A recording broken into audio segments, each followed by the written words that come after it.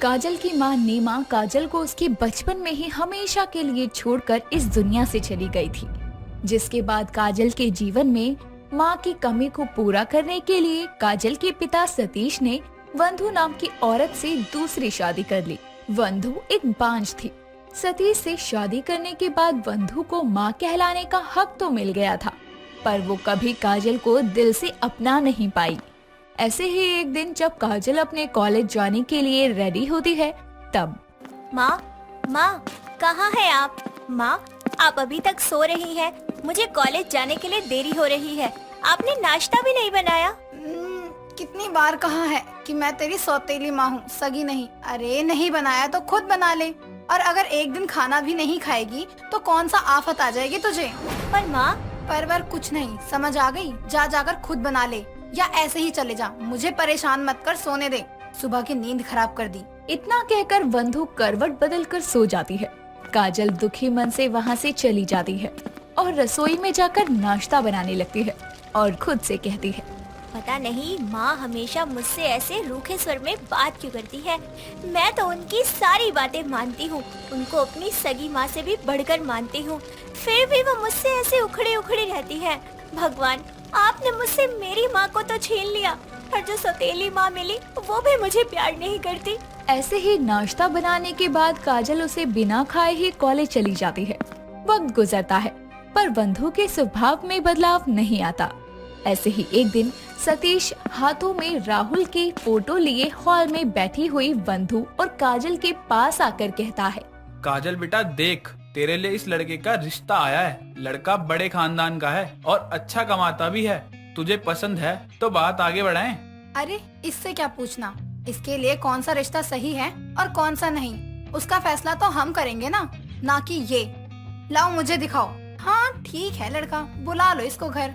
अरे पर वंदु। पापा, अगर माँ को पसंद है तो ठीक है, आप इनको बुला लीजिए, मुझे कोई दिक्कत नहीं है। ठीक है बेटा, जैसा तू कहे। हाँ बुला लो, और इसकी शादी करके इसको इसके घर भेजो। वैसे भी इसके हाथ पीले करने की उम्र हो गई। इतना कहकर वंधु वहाँ से चली जाती है और सतीश काजल से कहता है, बेटा तू अपनी माँ की बातों का बुरा मत माना कर, तू जानती है ना वो ऐसे ही है। नहीं पापा, मुझे माँ की बातों का बुरा नहीं लगता। वो जैसी भी है मेरी माँ है। उनकी डांट में, उनके गुस्से में भी मुझे प्यार नजर आता है। वैसे ही हर बच्चे को तो उनके माँ बाप का लाड प्यार मिलता है, लेकिन मैं तो किस्मत वाली हूँ जिसे अपनी माँ की डांट में प्यार मिल रहा है। बहुत भली है तू बेटा, बिल्कुल अपनी माँ पर गई है। सदा खुश रह बेटा, मैं लड़के वालों को फोन करके बता देता हूँ बेटा। इतना कहकर सतीश भी वहाँ से चला जाता है और राहुल के घर वालों को घर आने का निमंत्रण दे देता है। ऐसे ही कुछ दिन बाद राहुल अपनी माँ सोना के साथ काजल को देखने के लिए उसके घर आता है। सोना और राहुल को काजल पहली ही नजर में पसंद आ जाती है और सोना कहती है, जी हमें आपकी काजल बहुत पसंद आई और हम जल्द से जल्दी से अपने घर की बहू बनाना चाहते हैं। जी ये तो बहुत अच्छी बात है। चलो मेरी सौतेली बेटी की विदाई तो होगी। जी क्या कुछ कहा आपने? जी नहीं, मैंने कुछ नहीं कहा। जी ठीक है, चलिए फिर रोके की रस्म कर देते हैं। राहुल बेटा, काजल के पास बैठ जा। अपनी माँ की बात सुनकर राहुल काजल के पास बैठ जाता है, जिसके बाद शगुन देकर और मुंह मीठा करवाकर रोके की रस्म पूरी की जाती है। जिसके बाद सोना और राहुल वहाँ से अपने घर आ जाते हैं। ऐसे ही वक्त निकलता है। दोनों ही घरों में शादी की तैयारियां जोरों शोरों से चलने लगती है। ऐसे ही शादी की रस्मों के बीच काजल अपनी माँ की फोटो को सीने से लगाकर रोते हुए कहती है, माँ, आज आप होती तो कितनी खुश होती। पता नहीं राहुल जी, उनका परिवार कैसा होगा। मैं कभी किसी को कोई शिकायत का मौका नहीं दूंगी। बस वंदु माँ एक बार मुझे अपनी बेटी की तरह गले लगा ले, मेरे दिल को सुकून मिल जाएगा। उनकी सौतेली बेटी हमेशा के लिए विदा होकर चली जाएंगी, फिर तो मुझे उनकी डांट भी नसीब नहीं होगी। इतना कहकर काजल अपनी माँ की तस्वीर को गले से लगा लेती है। जहाँ एक तरफ घर में शादी की रौनक लगी थी, वहीं वंधु काजल की शादी के मेहमान जैसे केवल सज कर बैठी थी। उसे किसी रस्म या शगुन से कोई मतलब नहीं था। ऐसे ही एक शाम जब सभी पूजा के लिए मंदिर जा रहे थे, तभी सतीश कहता है, अरे वंदु, तुम तैयार नहीं हुई अभी तक? मंदिर जाना है, भूल गई क्या? जी वहाँ मेरा क्या काम है, आप ही जाओ। अरे कैसी बात कर रही हो, इस रस्म में माँ का होना सबसे ज्यादा जरूरी है। हाँ तो माँ चलो ना। देखो काजल, कितनी बार कह चुकी हूँ मैं तुमसे, मैं बस नाम की माँ हूँ तुम्हारी।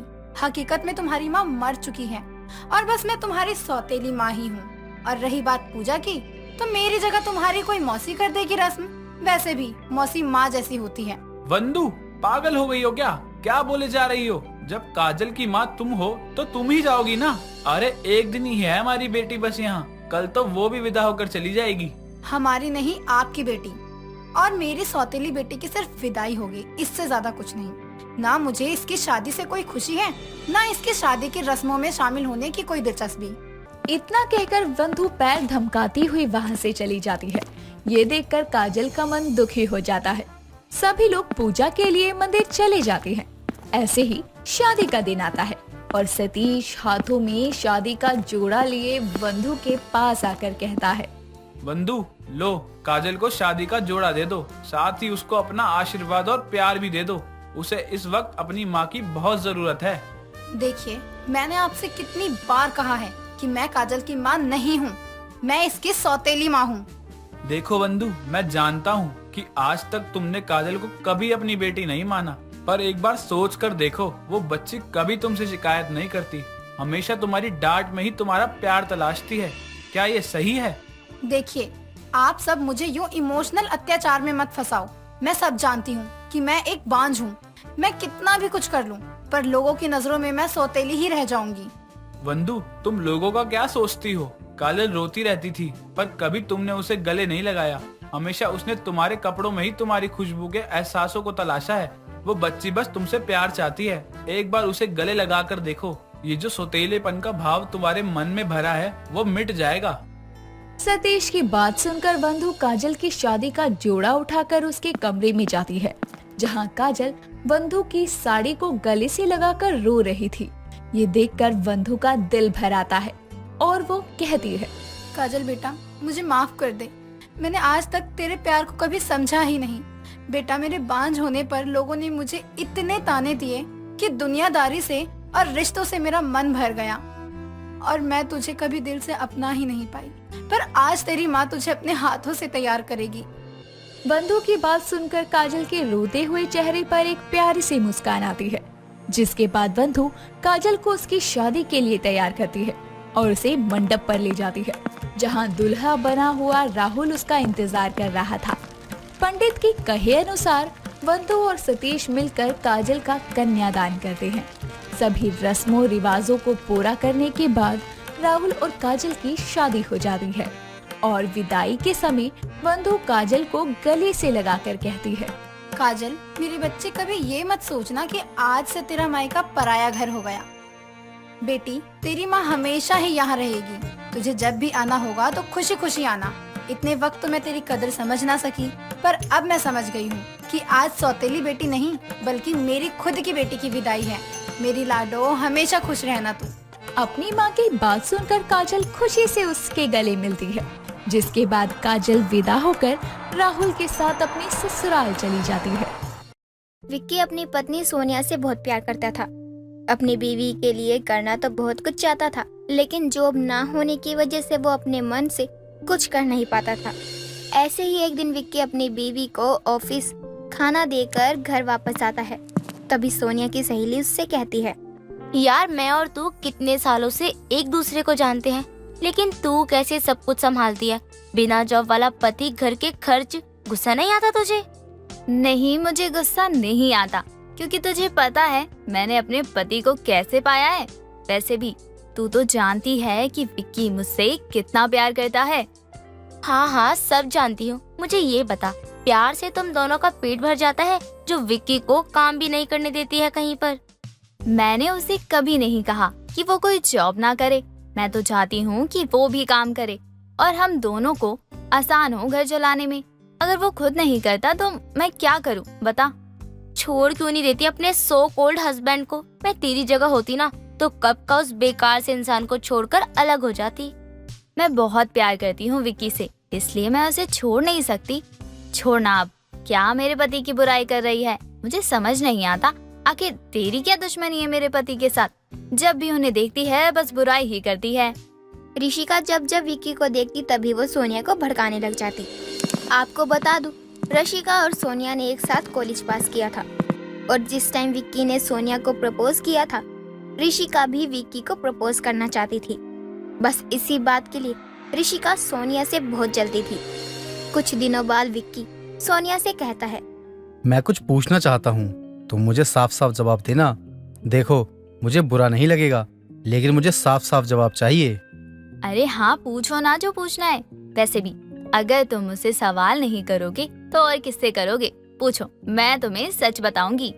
देखो, मैं जानता हूँ कि तुम्हारी सहेली मुझसे बहुत नफरत करती है, लेकिन मुझे बस चिंता इस बात की खाई जा रही है कि आखिर वो मुझसे इतनी नफरत करती क्यों है। मुझे पूरी तरह से ये बात बता दो तुम। ऐसा कुछ नहीं है, बस वो मेरा भला चाहती है, इसलिए तुम्हारी बुराई करती है कि तुम कोई काम नहीं करते ना, इसलिए। तो क्या हुआ, तुम तो काम कर रही हो ना। अगर मैं कोई काम नहीं कर रहा हूँ तो तुम्हारी सहेली को इतनी जलन क्यों हो रही है?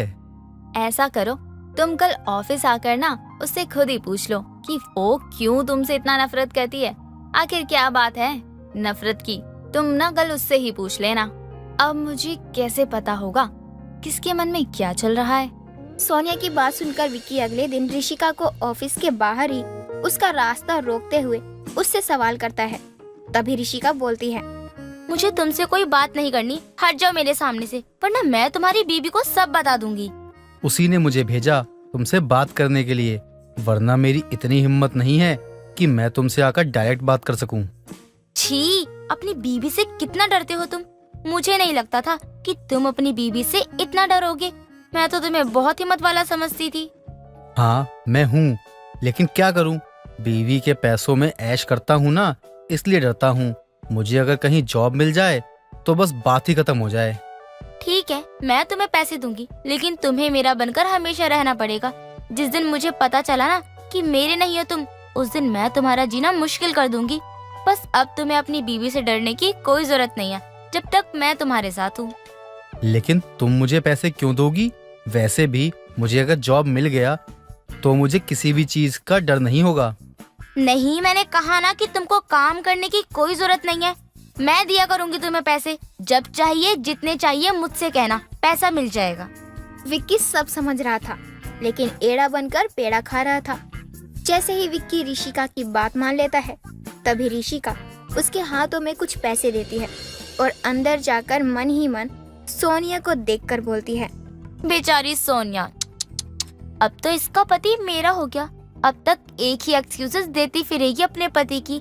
ले, मैंने अब तेरा पति भी छीन लिया, जैसे तुमने पहली बार मुझसे मेरा विक्की छीन लिया था, अब मैंने भी छीन लिया।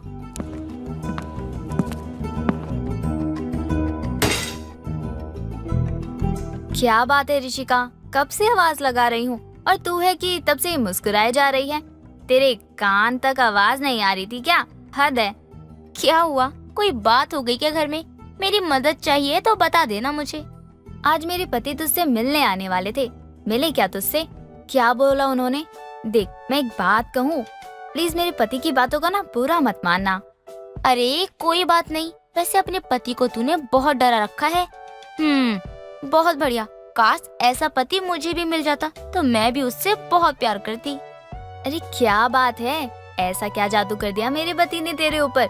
कल तक तो मेरे पति के नाम से इतना भड़क जाती थी कि तेरे सामने अपने पति का नाम भी नहीं ले सकती थी, और आज तो इतनी तारीफ कर रही है कि तुम्हें भी विक्की जैसा पति चाहिए, क्योंकि अब तेरा विक्की मेरा होने वाला है। अरे बस, अच्छा तेरा पति बहुत अच्छा है, इसीलिए मैंने ऐसा बोला। ऋषिका अपनी सहेली से इतना जलती थी कि वो उसका पति ही छीन लेना चाहती थी। ऐसे ही कुछ वक्त गुजर जाता है और अब विक्की किसी न किसी बहाने से सोनिया की सहेली से मिलता। ऐसे ही एक दिन ऋषिका और विक्की पार्क में मिलते हैं। तभी ऋषिका कहती है, विक्की, शायद तुम मुझसे प्यार नहीं करते, इसीलिए तो महीने में एक बार मिलने आते हो।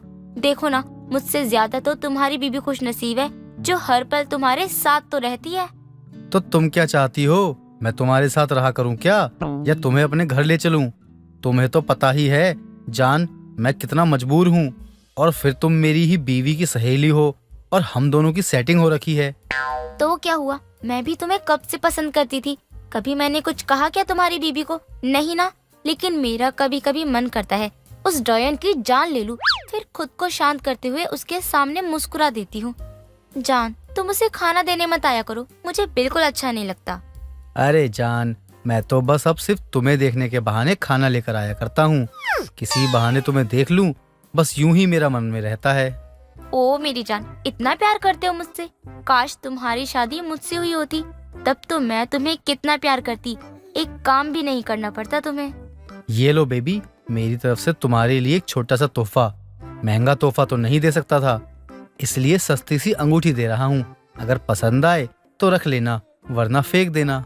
अरे तुमने मुझे इतने प्यार से दिया है ये, भला मैं क्यों फेंकूंगी तुम्हारा दिया हुआ गिफ्ट। जान, मुझे कुछ मदद चाहिए तुमसे, लेकिन कैसे बोलूं, कुछ समझ में नहीं आ रहा है। अगर तुम बुरा मानकर मुझे छोड़कर चली गई तो मेरा क्या होगा? बस यही है क्या मेरा और तुम्हारा प्यार, कि एक दूसरे की मदद भी ना कर सके? बताओ जान, कितने पैसे चाहिए? तुम्हें कैसे पता चला कि मुझे पैसों की जरूरत है? अरे यार, तुम मुझे कितना समझती हो।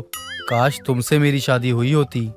विक्की ऋषिका से कुछ पैसे लेकर कुछ देर बाद दोनों घर चले जाते हैं और उन पैसों से विक्की एक सोने की अंगूठी लेता है और घर को डेकोरेट करता है। क्योंकि आज सोनिया का जन्मदिन था, इसलिए विक्की ने सोनिया के ऑफिस वालों को बुलाया था और साथ ही ऋषिका को भी। सभी लोग जन्मदिन पर आते हैं। जब विक्की सोनिया को सोने की अंगूठी देता है, तभी ऋषिका गुस्से में बोलती है, वाह क्या बात है विक्की, तुम तो बड़े चालाक निकले। मुझसे पैसे लेकर अपनी बीवी पर लुटा रहे हो, प्यार मुझसे और पैसे बीवी पर लुटा रहे हो। क्या तुम दोनों मेरे पीठ पीछे ऐसा कर रहे हो? छी, मुझे तो यकीन भी नहीं हो रहा कि मेरी अच्छी सहेली और मेरा पति, जिससे मैं इतना प्यार करती थी, वही मुझे धोखा दे रहे थे।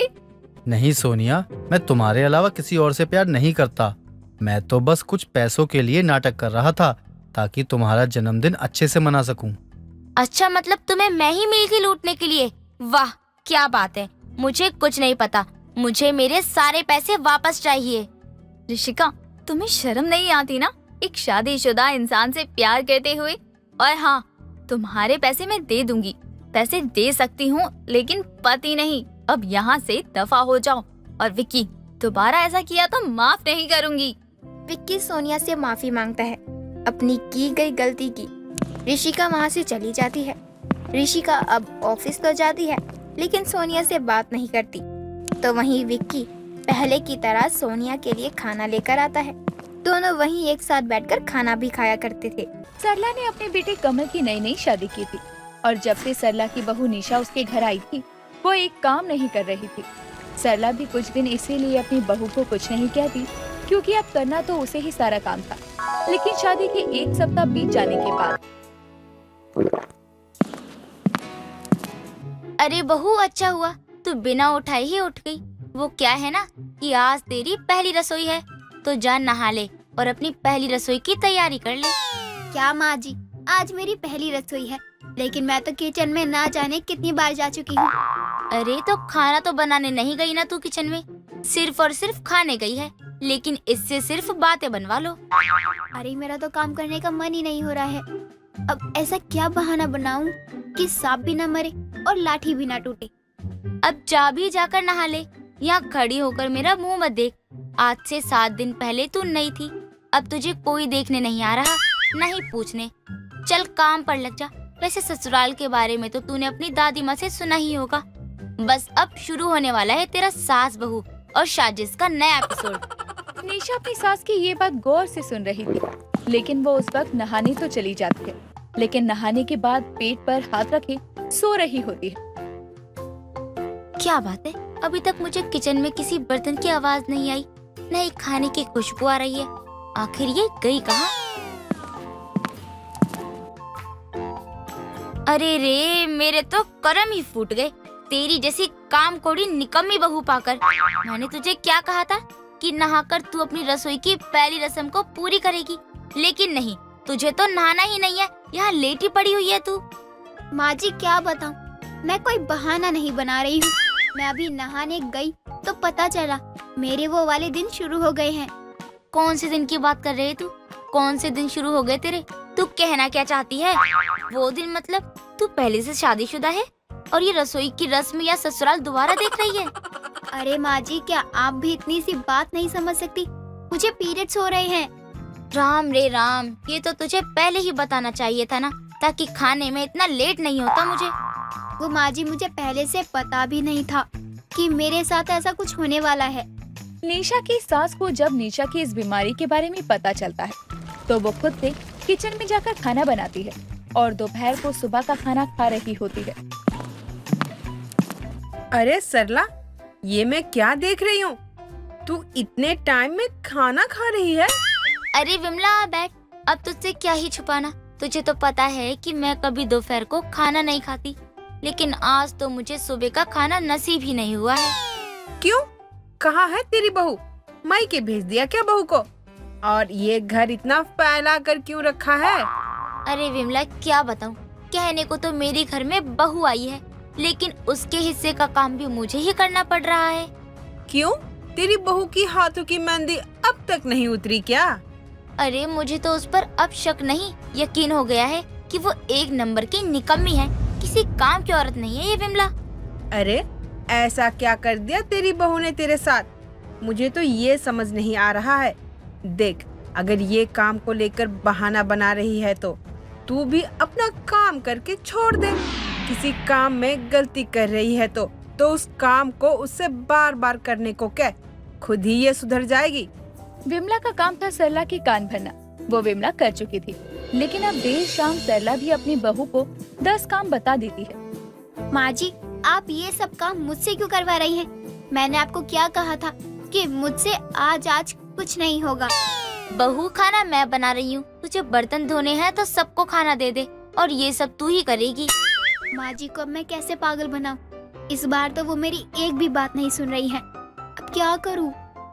अब निशा को एक धांसू आइडिया आता है और वो फोन पर बात करने का नाटक करते हुए अपनी सास के आगे पीछे घूमने लगती है, वो भी फोन कान पर लगाए। अरे क्या कह रहे हैं आप? आपको पता भी है घर कितना गंदा है, और मुझसे आज वैसे भी कोई काम नहीं हो रहा है। नहीं, आप किसी को मत लाइए घर। अरे बहू, कौन था? किससे बात कर रही थी? बताना। अरे माँ जी, वो मैं उनसे बात कर रही थी। वो किसी को घर लेकर आ रहे हैं, लेकिन घर देखिए ना कितना गंदा है। अरे तू लल्ला को बोल, जो कोई आ रहा है आ जाए, मैं साफ करती हूँ अभी घर, तू देख कैसे चमक जाएगा घर। इतना बोलने के साथ ही सरला घर को अच्छे से साफ कर देती है, किचन के बर्तनों को धो देती है। हॉल एकदम चमक रहा था, लेकिन अब सरला हॉल में आती है तो देखती है कि उसकी बहू पॉपकॉर्न लिए हॉल में उसे गिरा गिरा कर खा रही थी। बहू, ये क्या गंदगी मचा रखी है तूने? अभी ही मैंने घर साफ किया है ना, फिर भी तू है कि घर गंदा करने में लगी हुई है। तुझे पता नहीं है मेहमान आने वाले हैं? माँ जी, कैसे मेहमान? कौन से मेहमान? कोई नहीं आने वाला। और रही वो फोन पर बातचीत और आपसे झूठ बोलने की बात, तो वो मैं एक्टिंग कर रही थी, देख रही थी कि क्या मैं कलाकार बन सकती हूँ। बहू, तू किसी दिन अपनी इन आदतों की वजह से ना मुसीबत में फंस जाएगी। तुझे पता भी है मैंने कितनी जल्दी में काम किया है, और इस उम्र में मुझसे इतना काम भी नहीं होता है। माँ जी, आप जब ये सब काम कुछ घंटों में ही कर सकती हैं, तो आपने ये काम मुझे करने को कहा ही क्यों? क्योंकि मुझसे गलती हो गई तुझसे कोई काम कहकर। तू ठीक कह रही थी, मुझे ना तुझसे कोई काम करने का कहना ही नहीं चाहिए। सरला अब और परेशान हो चुकी थी अपनी बहू की हरकतों से, लेकिन वो अपनी बहू को कुछ नहीं कह पा रही थी। अब सरला भी अपनी बहू को सबक सिखाने की ठान लेती है। माँ जी, आप सुबह सुबह कहाँ जा रही हैं? आपने मुझे बताया भी नहीं। अगर आप कहीं बाहर जा रही हैं। अरे बहू, क्यों? मैं कहीं भी जाऊँ तुझसे पूछना है क्या? तू ये कैसी बातें कर रही है? माँ जी, मैंने तो बस पूछा। वैसे खाना क्या बनाया है आपने? खाना मैंने अपना बनाकर अपने कमरे में रख लिया है, बस अब तू बना ले। तुझे क्या बनाना है वही बना ले। लेकिन माँ जी, आपने अपना खाना बनाया तो मेरा क्यों नहीं? और ऊपर से आप अपने खाने को अपने कमरे में बंद करके जा रही हैं। इसीलिए नहीं बनाया क्योंकि तू इस घर का हिस्सा है। मुझे तो नहीं लगता तुझे बस अपनी काम चोरी, लापरवाही, सोने खाने और जगाने से मतलब है। तो तू ठीक अपना काम भी आज से खुद कर। आज से तुझे समझ आएगा कि मैं अपना काम इस उम्र में कितने मुश्किल से कर रही हूँ। माँ जी, अगर ऐसा है तो ठीक है। आज से मैं अपना और अपने पति का खाना अलग बनाया करूँगी। मुझे कोई शौक भी नहीं है आपके साथ खाने का। अब अगले ही दिन से घर का काम, बर्तन, झाड़ू पोछा, खाना बनाना, ये सब करते हुए निशा को शाम हो जाया करती थी और पूरे दिन भूखे रहने के बाद वो रात को खाना खाया करती। सरला भी ये सब देख रही थी, लेकिन वो करती भी क्या, चुपचाप ये सब देखे ही जा रही थी। ऐसे ही 10-15 दिन बीत जाते, लेकिन एक दिन निशा की ज्यादा तबीयत खराब होती है। तभी डॉक्टर भी निशा को आराम करने की सलाह देते। माँ जी, आपने मेरे लिए ये दलिया बनाया है और मैंने आपको कभी समझा ही नहीं। बहू, यही तो मैं तुझे समझा रही थी, मिलजुल कर काम करने का कितना फायदा है। अगर तू मेरे साथ मिलकर काम कर रही होती ना, तो तुझ पर ये बोझ तो आता ही नहीं ना। हाँ माँ जी, मुझे पहले ही समझ जाना चाहिए था, लेकिन मुझे आज समझ आया है। निशा को बाद में इस बात का अफसोस जरूर होता है कि वो जो कर रही थी वो कितना गलत था। अगर वो अपनी सास की बात मानती तो ये नौबत ही नहीं आती।